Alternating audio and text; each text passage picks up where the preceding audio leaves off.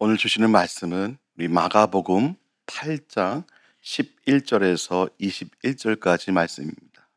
바리새인들이 나와서 예수를 힐난하며 그를 시험하여 하늘로부터 오는 표적을 구하거늘 예수께서 마음속으로 깊이 탄식하시며 이르시되 어찌하여 이 세대가 표적을 구하느냐. 내가 진실로 너에게 이르노니 이 세대에 표적을 주지 아니하리라 하시고 그들을 떠나 다시 배에 올라 건너편으로 가시니라. 제 아들이 떡 가져오기를 잊었음에 배에 떡 한 개밖에 그들에게 없더라. 예수께서 경고하여 이르시되 상가 바리새인들의 누룩과 헤롯의 누룩을 주의하라 하시니 제 아들이 서로 수군거리기를 이는 우리에게 떡이 없음이로다 하거늘 예수께서 아시고 이르시되 너희가 어찌 떡이 없음으로 수군거리느냐. 아직도 알지 못하며 깨닫지 못하느냐. 너희 마음이 둔하냐. 너희가 눈이 있어도 보지 못하며 귀가 있어도 듣지 못하느냐. 또 기억하지 못하느냐. 내가 떡 5개를 5,000명에게 떼어줄 때 조각 몇 바구니를 거두었더냐 이르되 12이니이다. 또 7개를 4,000명에게 떼어줄 때 조각 몇 광주리를 거두었더냐 이르되 7이니이다. 이르시되 아직도 깨닫지 못하느냐 하시니라. 아멘. 할렐루야. 오늘 거룩한 주일 예배 나오신 여러분들에게 성령님이 주시는 은혜와 은총과 축복이 가득하시기를 간절히 소망합니다. 그리스도인들이 이제 오랜 신앙생활을 이제 하시다 보면 이런 순간이 한 번은 꼭 어김없이 찾아오곤 합니다. 열심히 교회도 다니고 기도도 하고 봉사 섬김도 하는데 마음 한 구석이 허전하고 하나님이 멀게 느껴질 때 말입니다. 예수님 당시에도 그런 사람들이 있었습니다. 겉으로는 경건해 보이지만 속은 하나님과 멀어진 사람들, 즉 바리새인입니다. 본문에서 예수님은 제자들에게 말씀하십니다. 바리새인의 누룩과 헤롯의 누룩을 주의하라. 오늘 말씀을 통해서 우리 신앙의 본질, 진실한 믿음에 대해서 함께 생각해 보고자 합니다. 첫 번째입니다. 바리새인의 요구는 조건부 신앙이었습니다. 조건부 신앙. 본문을 보면은 바리새인이 이제 예수님께 하늘로부터 오는 표적을 보여달라고 요구합니다. 이미 예수님의 많은 기적을 보았음에도 더 많은 증거를 원했습니다. 여러분, 우리도 이런 적 있지 않습니까? 이 문제가 해결되면은 제대로 믿겠습니다. 기도가 응답하면은 정말 열심히 헌신하겠습니다. 축복을 내려주시면 하나님을 따르겠습니다. 바로 이것이 조건부 신앙입니다. 하나님은 조건 붙인 믿음을 원치 않으십니다. 그저 믿는 것 자체가 진실한 신앙입니다. 예전에 제가 병원 목사 원목을 병행했을 때 일입니다. 당뇨가 특화된 병원이다 보니까 환우분 중에 당뇨 합병증 걸리신 분들을 종종 뵙곤 하였습니다. 그 중에 10만 분은요, 당뇨 합병증에 다리도 절단하고 겉으로만 봐도 상황이 좋지 않았습니다. 매주일 이제 병원 예배를 드리러 오는데 같이 눈물을 흘리면서 예배를 드렸습니다. 그런 속에서도 그 환우분은 저에게 고백하기를, 목사님, 지금 상황이 보시다시피 어렵지만 저는 그래도 하나님을 믿고 따르겠습니다. 이 환우분께서 더 상황이 좋아졌을까요? 아닙니다. 당뇨 합병증이 심해져서 이제는 2다리를 다 절단하였습니다. 제가 원목을 마무리할 때까지도 그분의 고백은 한결같았습니다. 하나님을 믿고 따르겠습니다. 그분의 신앙에서 조건도 없는 참된 신앙의 모습을 보았던 것이 아직도 기억에 남습니다. 이것이 바로 조건 없는 믿음입니다. 하나님께서 기뻐하시는 믿음은 환경이 아니라 그냥 예수님을 믿는 믿음입니다. 히브리서 11장 6절에도 믿음이 없이는 하나님을 기쁘시게 하지 못하나니 하나님께 나아간 자는 반드시 그가 계신 것과 또한 그가 자기를 찾는 자들에게 상 주시는 이심을 믿어야 할지니라. 오늘 우리 자신에게 정말로 진실로 물어보시기 바랍니다. 나는 하나님께 조건을 붙이고 있지는 않습니까? 하나님은 항상 오르십니다. 하나님은 언제나 오르십니다. 오늘 다시금 마음속에 깊은 믿음의 결단이 있길 바랍니다. 저를 따라 한번 고백하겠습니다. 하나님은 언제나 오르십니다. 감사합니다. 두 번째입니다. 바리새인의 그 헤롯의 누룩은요, 어떤 걸 말하냐? 위선과 세속적인 것을 말합니다. 예수님은 저희들에게 말씀하십니다. 15절입니다. 같이 읽겠습니다. 예수께서 경고하여 이르시되 상가 바리새인들의 누룩과 헤롯의 누룩을 주의하라 하시니. 아멘. 여러분, 누룩은요 아주 작아요. 그런데 누룩이 들어가면은 반죽 전체를 부풀게 합니다. 마찬가지로 작은 위선이나 세속적인 마음도 우리 신앙의 전체를 막 흔들 수 있습니다. 이런 바리새인의 누룩은요, 겉으로 경건해 보이지만 속은 하나님과 멀어진 위선을 뜻합니다. 헤롯의 누룩은요, 돈과 권력과 성공만 쫓는 그 마음입니다. 예전에 봤던 신문 기사가 기억이 납니다. 한 은행원이요, 은행 돈에서 많은 돈을 자기 앞으로 빼돌려서 어찌어찌 도망갔다가 잡힌 그런 기사였던 것이 기억이 납니다. 그런데 그 은행원의 평판은요, 아주 모범적이었던 은행원이었던 것 같습니다. 그 위선적인 행동이요, 그 은행에 손실을 갖다 줄 뿐 아니라 그 사람의 인생 전체를 망치게 된 것입니다.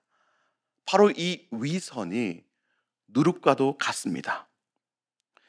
여러분, 신앙도요, 마음의 정직함입니다. 우리 신앙도 겉과 속이 일치해야 합니다. 왜 많은 성도님들이 목회자들이나 교회 리더들에게 실망합니까? 왜 이민교회에서 다니던 교회를 떠납니까? 실망하고 떠났다면 그곳에 예수님의 임재가 느껴지지 않는 큰 이유 등 여러 이유가 있겠지만 그 중에 하나는 겉과 속이 틀린 것을 보았기 때문입니다. 저 역시도요, 그러한 사람이었습니다. 신학교에 가면서 착한 병에 걸려서 목회자는 착해 보여야 스스로를 속였습니다. 그런데요, 사람들에게는 속일 수 있어도 하나님께는 속일 수가 없었습니다. 지금도 좋은 게 좋은 거라는 마게스탄의 속삭임은 늘 있습니다. 아마 목회길 평생토록 있을 겁니다. 그러나 여호와 하나님의 눈동자로서 저를 사랑과 그 심판의 눈으로 지켜보시는데 어찌 자기 마음도 속이고 겉으로 좋은 게 좋은 거라고 위선적인 삶을 받아들이며 살아갈 수 있겠습니까? 보여지는 사람의 의리가 중요한다고 하지만 어찌 생명 같은 하나님과의 의리를 저버리는 행동을 하겠습니까? 하나님 앞에 엎드리라면은 엎드려야 하고 죄인의 여기 있습니다 라고 고백하기도 하고 누구에게 용서를 빌라고 하면은 가서 무릎 꿇고 용서를 빌어야지요. 저도 약 13년 만에 다시 밴쿠버에 와서 그렇게 했던 것 같습니다.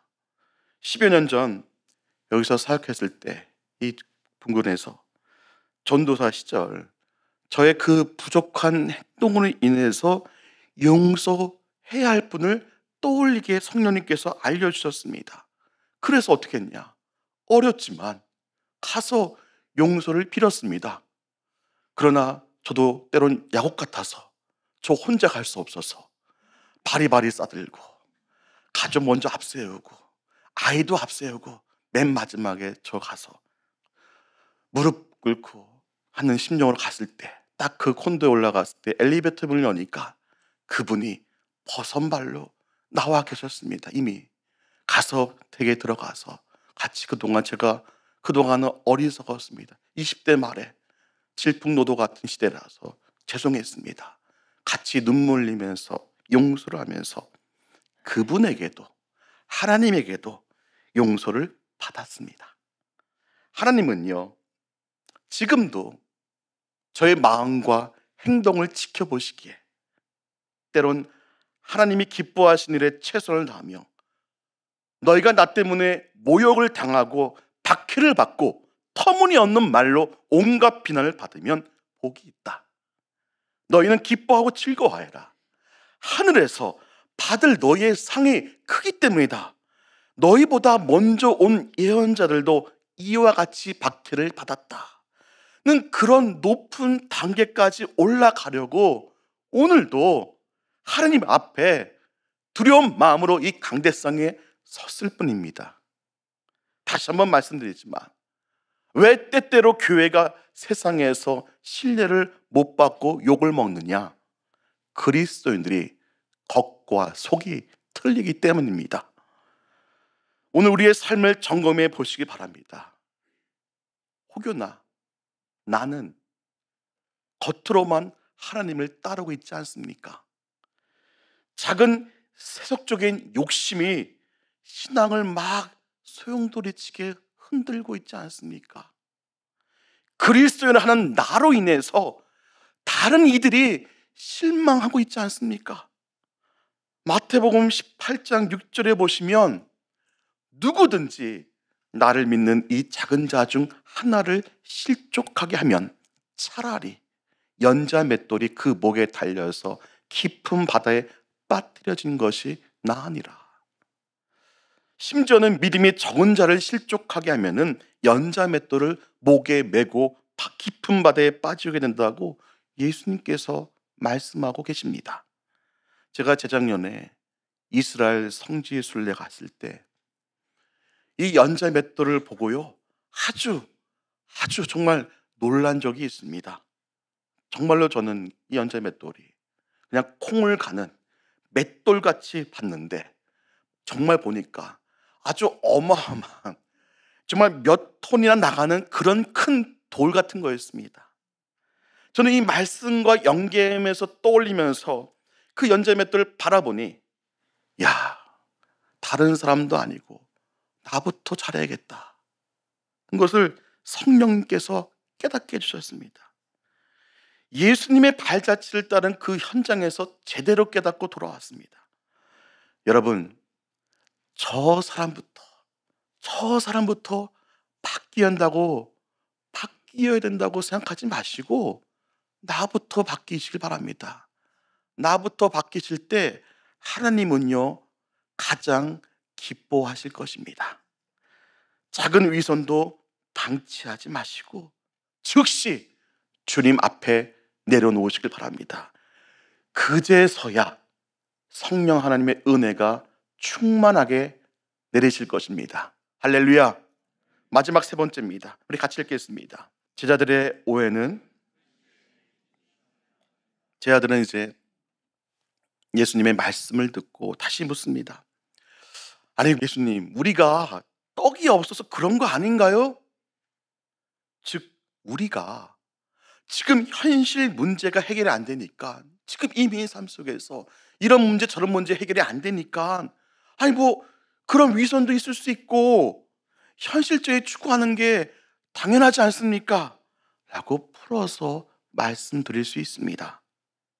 참된 생명의 떡 그 자체이신 예수님께서 얼마나 놀라운 기적을 보여주셨음에도 불구하고 그들은 그 현실의 문제에 마음이 묶여 있었습니다.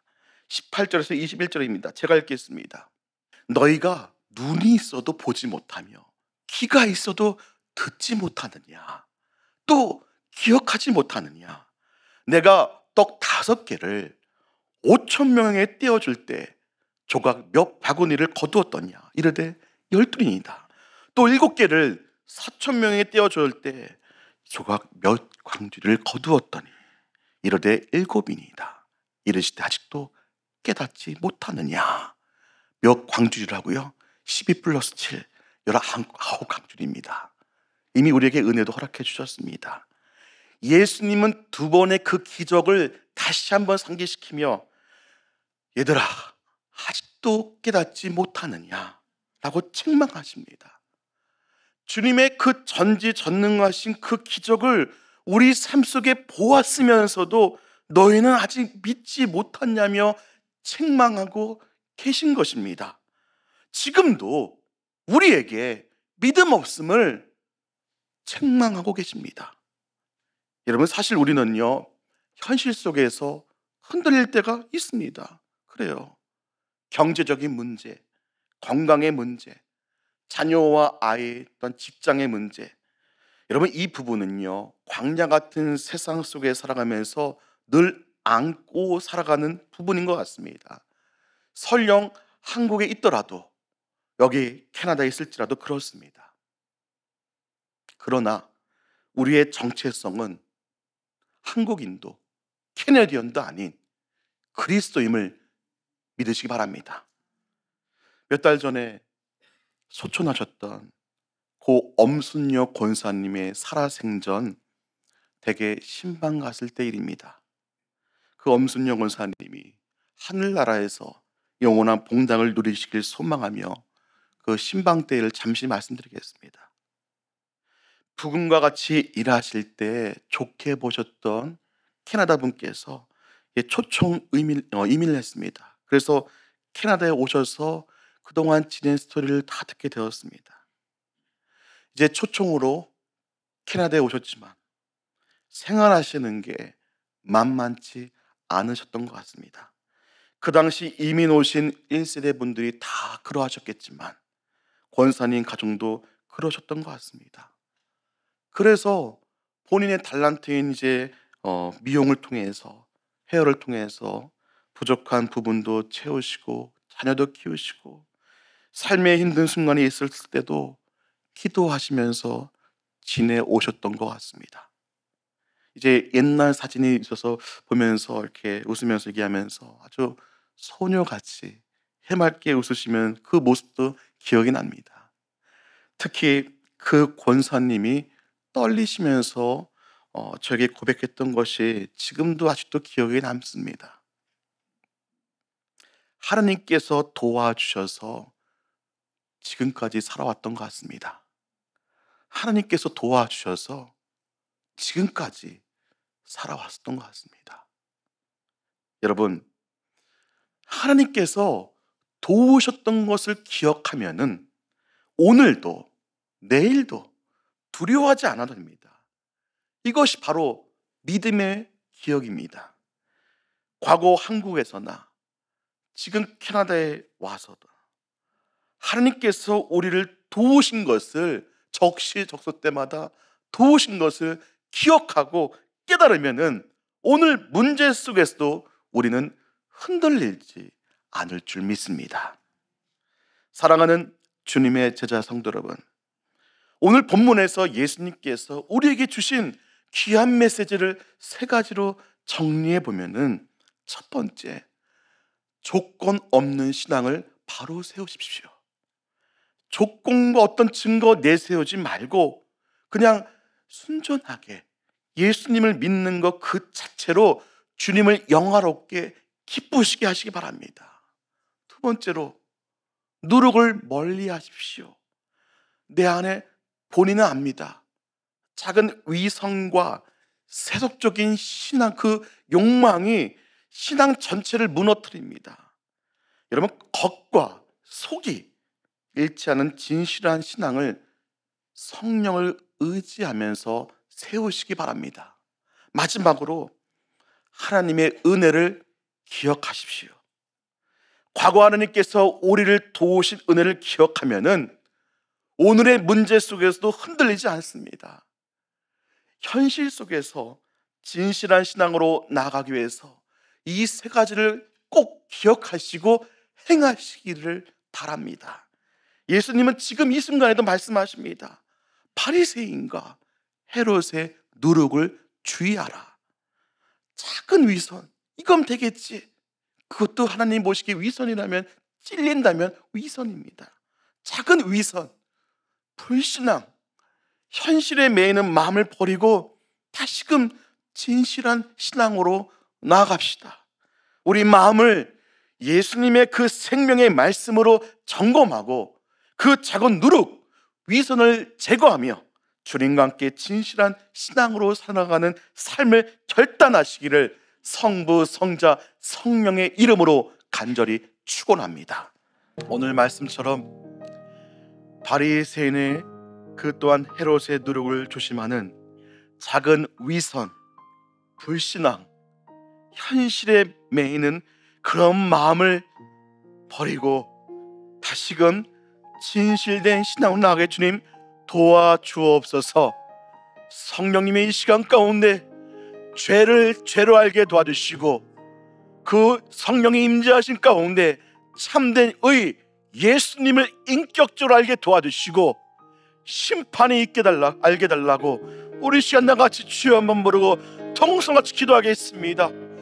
주여.